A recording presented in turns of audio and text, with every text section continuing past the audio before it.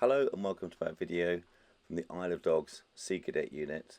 Go sailing on the Thames sailing barge, the Blue Mermaid. We drove down to Stubber's Boatyard near Morden, where Richard Titchner MBE, the skipper, gave us a safety brief and talked about what to expect on the barge. The barge lives on a swinging mooring, so we had to meet near the boatyard. And after the safety brief, we went down the pontoon and we got onto the working boat that takes us out to the barge. So here we are loading our kit and going out towards the barge. This is our first view of the stern of the barge.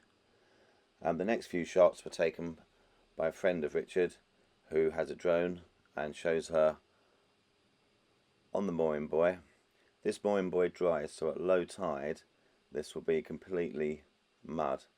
So we had to do a few trips with our equipment and us to get on board her. And this shot we can see Heybridge Basin, and right in the distance at the back we can see Morden.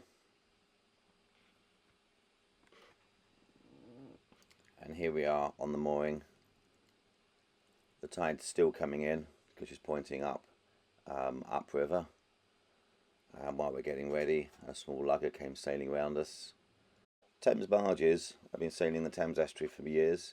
Here's a picture by St Paul's of Thames barges bringing up hay to London, and they'll take the poo back down to the east coast. They were the barges, the lorries of the day. And here's one ironically sailing at the bottom of the Isle of Dogs past the palace at Greenwich. And they carried all sorts of cargoes. Here's one with wood. Not having a boom and being able to lift the mainsail up means they could carry more cargo. And this was the equivalent of a traffic jam in the past of the Thames barges plying their trade around the Thames Estuary. Now there's only a few of them left, and we were lucky enough to go on Blue Mermaid. Blue Mermaid was built recently to the lines of the original Blue Mermaid that was lost during the war. She's made of steel. She doesn't have an engine, which makes her unique. So every time she goes somewhere, comes off the buoy, goes on the buoy, goes to an anchorage, you have to think about how to get on, how to get off. Here we are, we put the topsail up, put the mainsail up, which is the big one in the middle, put the staysail up, which is at the front, and put the one at the back up, which is the mizzen, ready to sail off the buoy. So with the sails up, she starts to swing. You've got to wait for the swing to go away from the bank and let go. The jib at the front has been backed, and you can see the barge spinning round away from the wind, catch the wind and sail off. And now she has speed to sail. She can sail along, and she has the ability to turn into the wind and tack. When she tacks, we back the jib on a rope called a bowline, and as the wheel goes up, the sheet of the mizzen is attached to the rudder, so as she turns it pulls the mizzen into the wind and helps her turn. That, with backing the jib, it makes it easier to tack. And here we are sailing away, beautiful sunny day, the first of the tide going out, the ebb tide taking us away. Some beautiful shots here. As soon as we got on the barge, we were given tasks and jobs to do. If you look at the side, it's like a centreboard at the side. It's called a lee board. They have to be lifted up and down. If they were up, the barge would just go sideways. So they stop the barge going sideways, just like the dinghies we sail. And here we are sailing to the port side of the river, and pretty soon we'll have to put a tack in to get out of the river.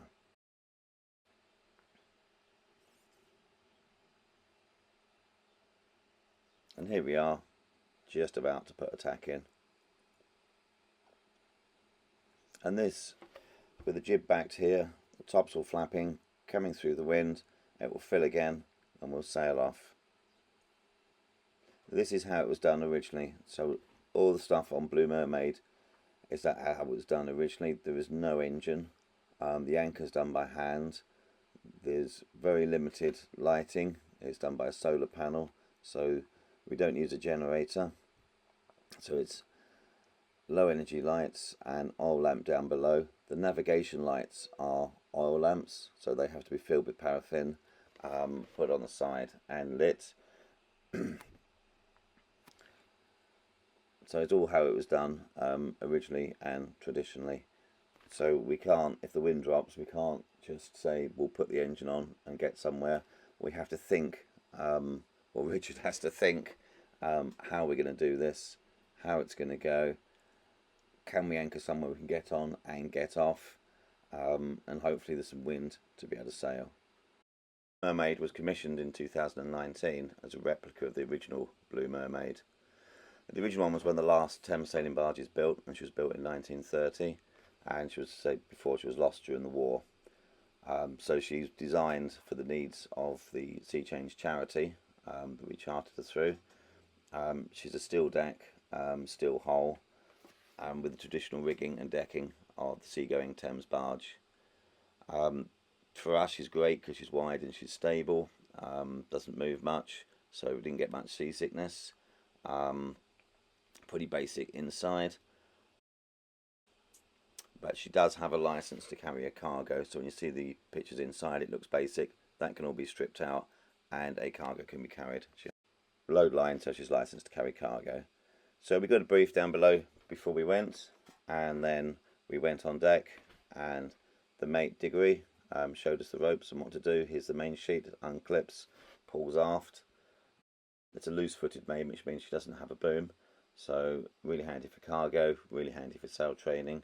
So there's the main with the pull back. This is the jibs. They have to be pulled out and hooked on and hanked on. So out of the bowsprit, and this is after it's been sat on the bowsprit.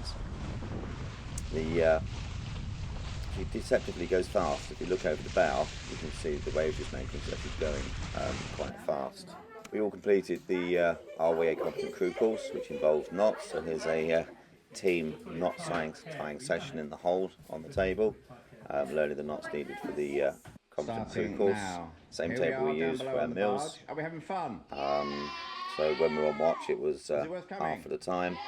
When we were at anchor, we could all go around the table and have our meals. Being the cargo hold, there's plenty of room and plenty of space. It's okay. Cool. And again, knots on deck. And a nice picture of the hold here. The anchor is wound up by hand. Here she's coming up, and it's just 4 turns on that drum. And as it's wound up, it goes to one side. You have to put a dog in it and slide it across. That's known as a fleet. And there's about 3 or 4 fleets for most of the anchoring that we've done.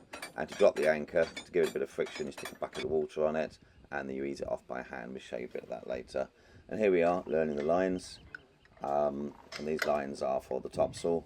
So the topsail has to be untied, the gasket has to come off and then pulled up on the topsail halyard, and then pulled down on the tack, and the sheet or the clew has to be pulled out. So because the sail lives aloft, you don't have to pull the sail up to that position and back down again. It really is quite a energy efficient sail. And when we sailed home, we had to take the sail up and down a few times, varying on the wind strength that was going on. So here we are, hoisting the topsail, ready to get going again. And we have winches. This winch is for the leeboard up and down, and it has a side winch. We can put the line there that takes the sprit. So the diagonal spar there is the sprite, and the lines that control it in and out are called wangs. So as we let the sail out, we have to let the sprite out, which means we have to ease off on the wang to control the sail, to let the sail out. Here I am having a little stroll down the deck. See, with no boom, you can walk down the deck. Which is quite a large vessel, and we can see what everybody's up to. In that cabin. And this is us coming in. You can see the cranes on the right off Felixstowe. This is coming in through Felixstowe on our way up to Pin Mill. Although there's not a huge amount of wind, it's actually going quite fast through the water with full canvas up. So while the sails aren't going up and down, it's pretty chill on the deck. And here are the solar panels that we use for charging the batteries. And these solar panels are enough for the lights and to charge any electronic devices that we have or need. And here's a great view coming in. through Harwich, Felixstowe, and on our way up to Pinmill. I'm just looking back on the barge.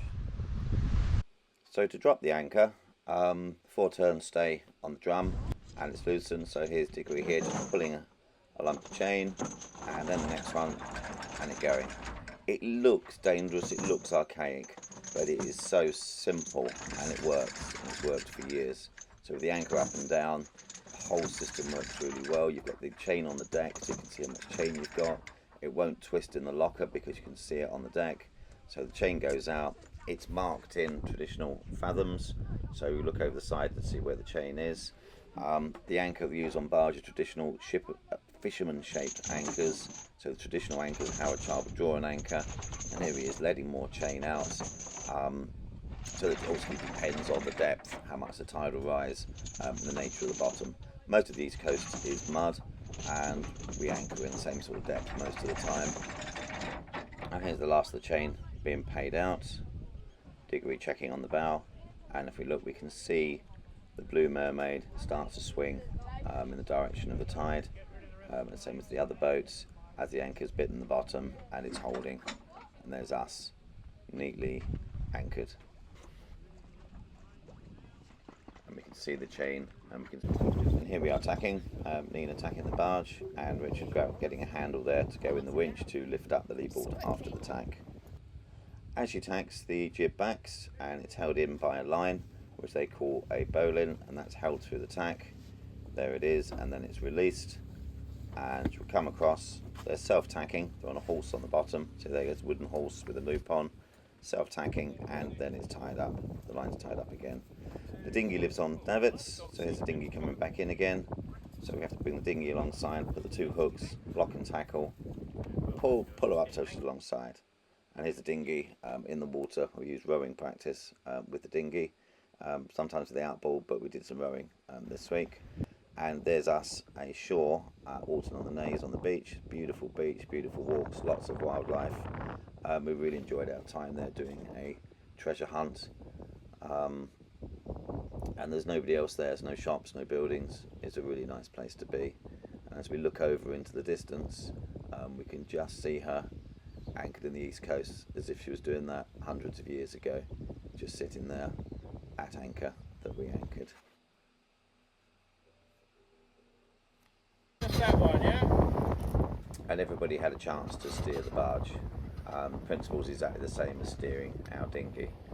The only difference is that with a flat bottom and lee boards, it was a little bit more tricky to keep it going in a straight line than the traditional boats. Yeah, we all had a go. When we stopped on the Naze, we went ashore and looked at the seals. At low tide, the seals bask. At high tide, they go fishing. So when we come up, they're just as interested in us as we're interested in them. So it was one highlight of our week to see the seals. On our way back, traditional boat sailing. She's a yawl because the back mast, the mizzen, is behind the rudder. And this is us sailing along on our way back.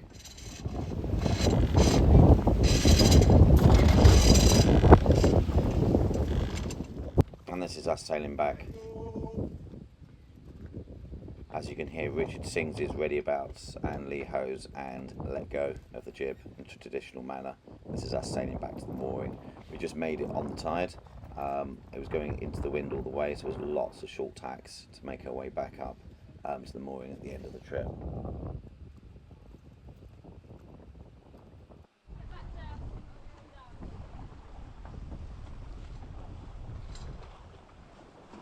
Here we are sailing. Harry has left to sail the boat by himself. There's Alina, quick chat, disappears down the hatch, leaves him alone, and we have a quick chat.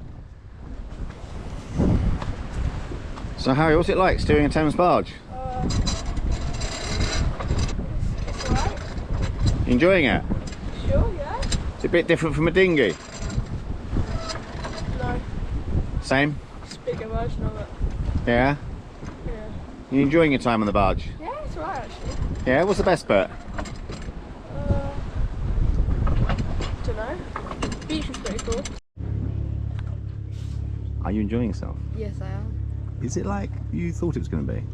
Well, I knew it's going to be a lot of work, but like I knew a bit, but I didn't really expect anything because I'd never been on a barge. But I really like it. What do you think is the best bit so far?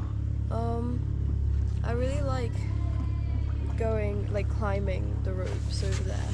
So, like, put those 2 sheets on. That's my favourite part, and I just love being on deck and just helping out. So what's the worst bit? The worst bit, washing dishes. Or the bathroom. That's a bit, but like, I'll live. I'll deal with it.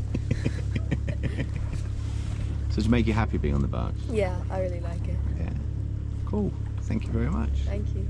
How do you feel about Sea Cadets? I've learnt a lot of stuff. Yeah. Good.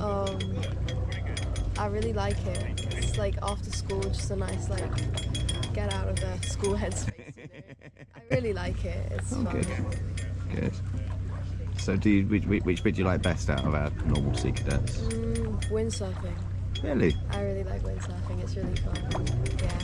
I'm gonna carry on with it in my boarding school. So Good. I'm glad I learnt the like basic steps and yeah. Good. So you feel happier from when you started? A lot, yeah. Have you made new friends? A lot, yeah. A lot of new friends.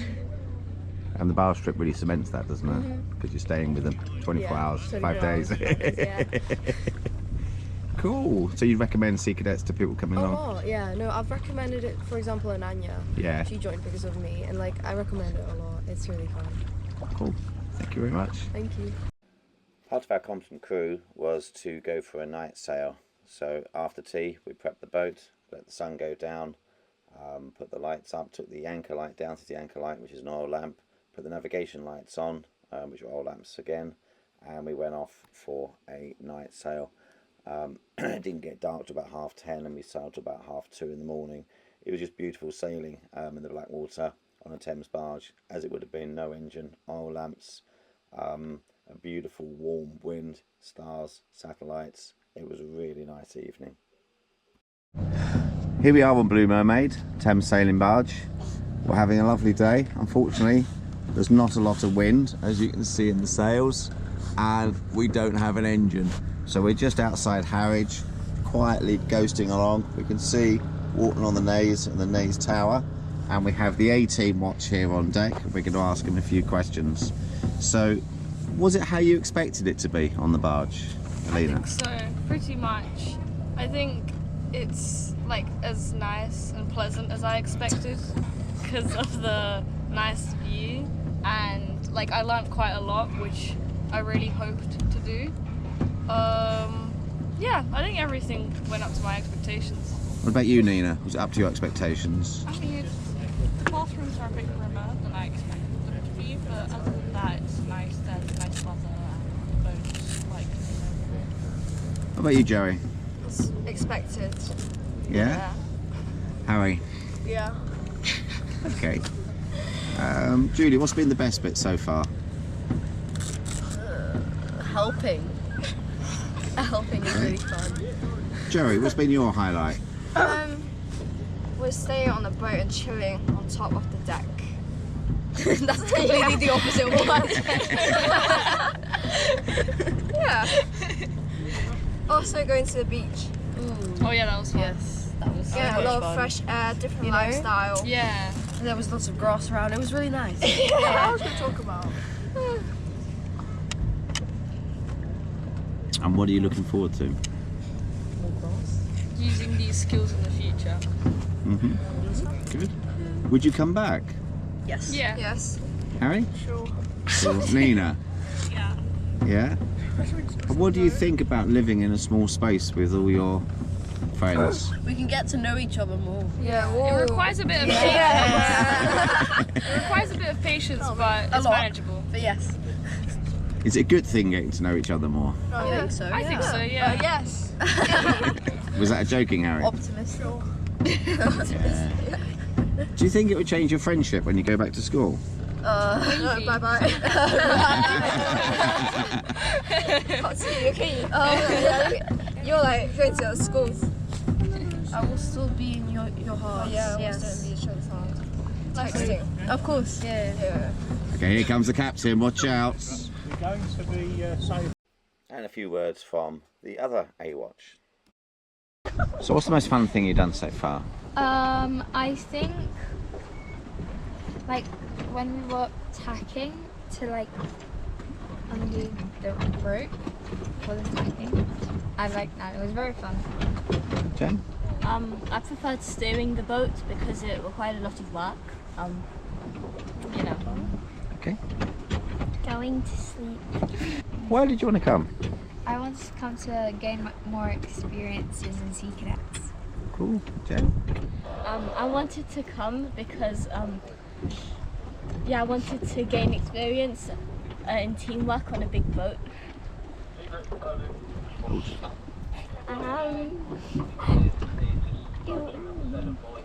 For new experiences. To interview the skipper, Richard Titchner, about the Blue Mermaid. It took about 18 months to build the barge, and it was built by a company called Tom Sons down at Polruan in Cornwall, which is in the United Kingdom, but a long way from where we are now in Essex. So she started being built in 2015, she was finished in 2016, and then was towed to Malden in Essex where she was fitted out, and all of the gear, all of the sails and masts and spars were made.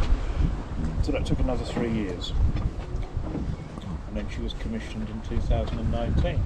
So the total time to build and fit out was about 4.5 years. Why did you decide to build the barge? Because prior to that we used to hire barges to do our work, and that didn't give us the freedom to do our own thing like owning your own barge does. So the charity needed its own barge to do its work. Well, we could have rebuilt an old one, couldn't we? But we wanted to build a new one because we wanted to be able to carry cargo as well. So where you sleep down there in the cargo hold, we can actually load 115 tonnes, which is 4 lorry loads. How many people could fit on this barge? We're allowed to take a total of 12 people sailing with us, plus our crew, which is usually 2 or 3. Okay. So 15 people in total. Yeah, there's 14 of us today. After we finished, everything had to be loaded into the dinghy to go ashore. There was less to go ashore because we've eaten quite a lot of food during the week. We'd like to say thank you to everybody, especially the skipper, Richard Titchner, who in the last honours list has been made MBE, and very well deserved too. Diggory as first mate, Simona as an amazing watch leader and look after, Floyd for driving the minibus, and our supporters. Our main supporter for this trip was the Ulysses Trust. We really appreciate that, and the Royal Thames Yacht Club. And we'd like to say thank you to all the supporters of the Isle of Dogs Sea Cadet unit, continuously supported by Corey Environmental. Thank you very much for that. Go London Mayor's Fund, the Active Thames PLA Port of London Fund, and everybody else that has supported us. And if you wish to support us and support young people from the East End of London, please just search Isle of Dogs Sea Cadet unit, and we'll be most grateful for any help. Interesting.